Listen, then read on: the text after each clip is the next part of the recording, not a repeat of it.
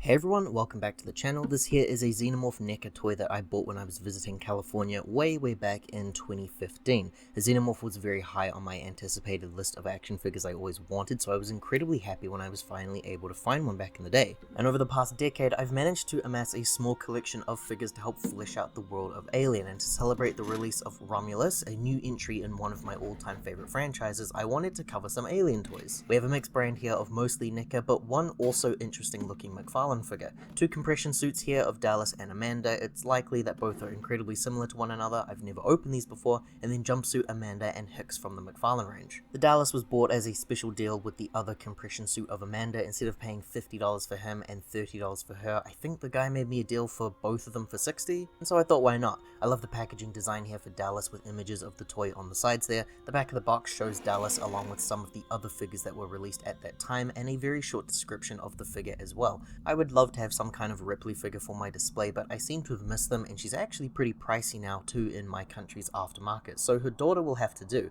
Alien Isolation is a personal favorite of mine, a fantastic license game for those who have not played it, albeit maybe a little too long. I bought her to pair really well with my Jumpsuit Ripley, who I bought years ago to pair with my Xenomorph. The two standing next to each other here is pretty interesting, same release time I think, but the figures appear to be very different in the face. Cool weapon accessories are included though, and the packaging is different to Dallas. There's no artwork there on the sides. The back of their packaging shows two different looking poses, plus the same description of the game and the figure roster down below, where we can see the two figures currently on screen, plus a Xenomorph that was released for the game's wave as well. And then for something a little bit different, this is Hicks from the McFarlane released Movie Maniac series. The packaging has received some sun damaging, but the figure inside it is fine. I always loved the interesting McFarlane toy art as a kid. It always made the toy feel a lot more premium than the Star Wars and superheroes toys that I was getting when this stuff was releasing. And I was only aware of toy lines like NECA and McFarlane when I would travel from NZ to Australia. The back of the package here shows Hicks all posed up with a small description reading how McFarlane were going all out for this wave of Movie Maniacs toys, but really, it's a Robocop, a Hicks, and then 4 Texas Chainsaw Massacre remake figures. It's cool and all, it's just not as much variety as I would have expected, but maybe it's because this was wave 7 of this toy line. You can see here that he was dated as releasing in 2004, and the other figures here were released around 2015. It's time to take a look at these figures out of their boxes and look at what we have all lined up. This is what the group looks like right out of their packaging. I always love the aesthetics of the world of Alien, and the translation to toys is really cool to see. The accessories are all interesting as well compared to other toy lines out there.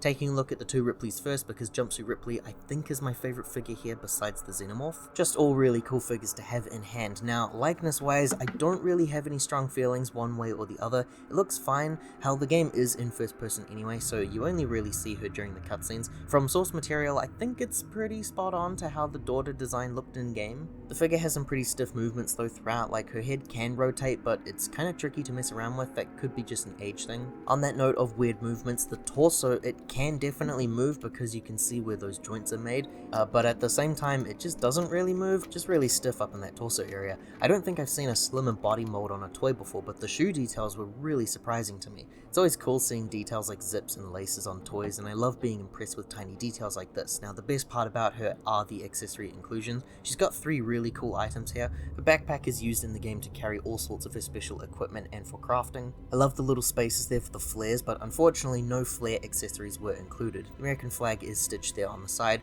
Really cool piece, and it's molded to fit over her shoulder easily. She also comes with a motion tracker, which currently shows no sign of alien lifeforms. That's pretty good. NECA always does knock it out of the parks with these level of details on their tiny accessories. I'm always just really impressed with this sort of stuff. And then she also includes a flamethrower, which is the only weapon that she comes with in this set. That flamethrower looks really great with some wicked looking details, and it includes a strap to carry the weapon over her shoulder. Getting all the accessories on her now, that flamethrower can be held in her hands and wrapped around her. You can't really get her to do both at the same time the way that it's advertised on the packaging. I attempted this for a little while and I got something to kind of look like this. It's fine, it's just not the ideal design that I was trying to go for. Her sack is kind of the same. It attaches over one shoulder easily, but you can also wrap it over her head for a better secure placing. Because she can hold the flamethrower in one hand, that means that the other hand is perfect for holding onto that scanner, so she is able to display everything included in the figure, which is always awesome to see for me. Ripley is pretty cool. I like the details that she showcases here, and I really like the accessories inclusion as well, which do feel accurate to the world and aesthetic of Alien.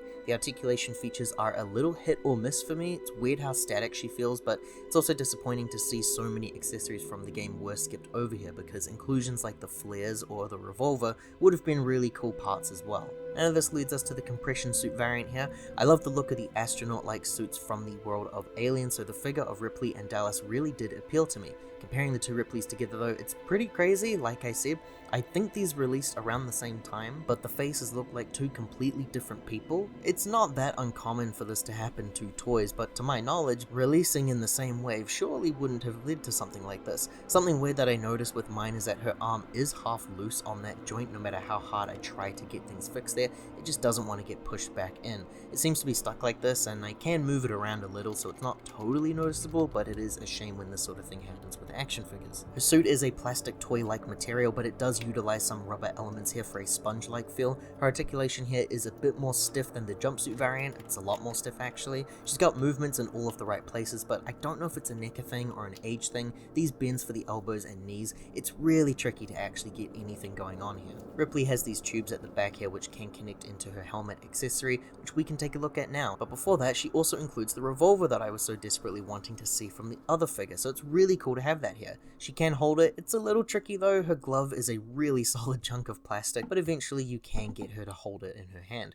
I was curious to see how well this works for the other Ripley in her jumpsuit. She doesn't have a trigger finger or anything, but she can hold the revolver weapon just like she does in the game, and from memory, this was a lot more effective against the enemies like the androids and the people, whereas the flamethrower was more useful against the xenomorph. The space helmet is pretty cool. It can split in half, which I'm told wasn't something that all compression suit toys could do. Unfortunately, mine also broke away that glass piece. I thought it was a feature, but then I noticed that there were remnants of glue, and I realized it had just come apart instead. Still, it's able to be held together well enough though, especially if you're having it on display like I will be. It looks pretty cool. You can see those exposed areas for those tubes to connect into, and now the real issue is actually trying to get the helmet on, and I was really afraid of this. The helmet has these clips and it's supposed to latch into the torso, but I find it to be really difficult to actually get the helmet into these slots. I had to take a quick break here, and that was the absolute best I could do. For a display, I think it's going to work fine, but if you were to interact with this, it's just going to come away very easily. Equipping that dome part now,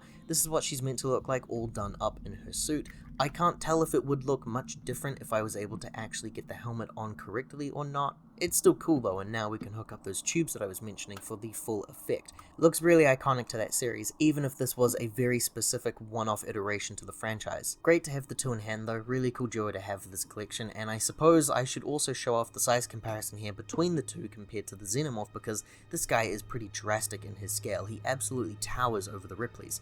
Compression Suit Ripley is pretty cool to bulk out my shelf. She features an iconic design that fits well with my other figures. The accessory is really special to me as well. I really wanted that revolver in hand. I wish that suit design functioned easier in person, but I think I'm probably just doing something wrong here because I feel like I haven't heard anyone else complain about this. It's a cool inclusion, but this does lead us to Dallas, and I don't actually have a whole lot to say here. Dallas in his compression suit is pretty similar to Ripley in her suit, but with a Dallas likeness instead. Comparing the two together, you can see just how similar these guys are. He just features some different paints and a gun holster of some kind. Those shoulder pads are the same there, the torso armor section's pretty similar, the design and molds for the suit around the arm and the leg patterns are the same as well. Surprised to see that even the pack is the same, but with different colors. The one thing I want to touch up on here in regards to Dallas is the paint and his colors. See, I like this color scheme here that kind of feels like Dead Space and Event Horizon to me, but you might notice that it sparkles in some light. It looks bronze and really fresh, and then I noticed the difference with the shoulder pads. This one here has a cool looking blue rust, and the other one almost looks really wet. There's actually some paint coming away from this toy. It must be an age thing. Being sealed away all those years has caused something funky to happen in here. I thought I would quickly test to see just how bad the damage here is. It's really not as bad as I thought it would be, but the ideal outcome here would be no smears at all. He's not really one that I want to be playing around with as much then. His accessories are unique though. He's got a little pistol here which looks pretty cool. He also has a torch, a pretty big one as well. Like the revolver, it's a little tight since the piece is rather small and that glove is so big, but still it fits quite fine once you get it in there. Torch fits in his other hand, which is barely able to hold anything else, but the torch fits really nice like so. The holster is apparently for the gun as well, but this does not feel like it works very well. It's not really attached here or anything. You can move it around to try and have those straps go through some specific parts of the gun to really keep it in place, but otherwise it's just going to keep falling out and it's not going to stay put. The helmet is the same as Ripley's, again though I thought I could feel some of it rubbing off on me. Some colour was coming away but less than the rest of the toy. Same thing here with Ripley though, getting the helmet on over his head is pretty easy, but actually getting it to properly sit in place on the torso just doesn't really work as well as I had hoped. So Dallas is fine, mine just feels a little weird because of the whole aging thing. Once you have one compression suit figure, it kind of looks like they all function the same way as one another. He has cool accessories though, which is usually the way to win me over with figures that I don't really have any stronger feelings for. And the last guy here is our McFarlane Hicks figure. It's worth keeping in mind that there is more than a decade between this guy and the other NECA figures that we just looked at, and yet he still fits in quite well with them detail wise. Likeness is interesting. I saw people online say that they don't think it looks like Michael Biehn, but it does look like the profile of Hicks. McFarlane Toys also just end up calling him a soldier on the packaging of the toy as well, so really, I guess it wasn't supposed to matter if it looked like him or not. The guy's just used to represent Colonial Marines from Aliens. He does feature some pretty disappointing aspects though in the articulation, starting at the head here, looking down so low and there's no movement for looking up. These late 90s, early 2000s McFarlane toys though, I love them for what they are, but really, you weren't buying a toy so much as an interactive statue-esque display. Hicks has some really weird arms here as well. They're locked into a very specific pose. There is some articulation in the shoulder though. The shirt's a rubber-like material, which I always love to see on toys. I just love when clothes have a different contrasting material from one another. He's got lots of really great details to help match the future NECA figures. However, moving down the figure, his movements become increasingly worse. We have some waist movements and some lower leg movements, and that's it. He can stand on his own, but you do need some patience. It's not going to work immediately, but that's okay because McFarlane have provided us with a display stand, and this thing is sick. There's all this blood and guts of dead aliens all smeared around the base here. Hicks can stand on the pegs, and if you had other figures, I'm sure that they would fit in quite nicely too. We also have his pulse rifle here, which is his only weapon inclusion. Interesting to see because he does make note of his special shotgun in the movie, but still, this is a more iconic movie weapon to have here. It fits in with the flamethrower quite nicely. I love the details here and their weapon strap as well. Like Ripley, he can hold his gun pretty easily, but getting him to hold onto it with both hands is quite a challenge because of that strange positioning here. I also wanted to have the strap around his arm, but again, like Ripley, you can't really have it both ways unfortunately. So Hicks here is pretty dated and it shows, but it's also a really cool point in time for collectible toys, and I do miss this era. I love that profile posing here with him, and he does stand out on my display, despite not really featuring the same level of movements as the other figures. He is also the only one to include anything in the realm of a display, and on that basis alone, I kinda love it. He looks really great compared to the Alien. That does it for my small little Alien collection, a series that may have some issues, but I do love the designs overall. I love movie-based and video game figures as well, something I think is made pretty obvious on this channel, so these were always going to be something that appealed to me. I like these guys a lot, and I would love to get more, but the NECA line that's still around, it's pretty tough to get a hold of here in NZ. Thanks for watching everyone, I do hope to see you all next time. Enjoy Alien Romulus, see you later.